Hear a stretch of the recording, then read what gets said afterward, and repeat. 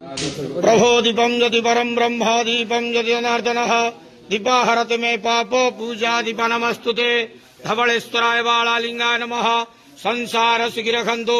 आज धर्मर मास कार्तिक मासर शुभ शनिवार समस्त श्रद्धालु भक्त मानक आशीर्वाद करंतु मनस्कामना पूर्ण करंतु कर्म क्षेत्र उन्नति करंतु ग्रहरिष्ट खंडन करंतु जगतर मंगल करंतु विश्वर कल्याण करंतु आपणकर नाम विख्यात करंतु सेवकर डाक श्रवण करंतु समस्त गुआवसा भक्त मानकर मनस्कामना पूर्ण करंतु।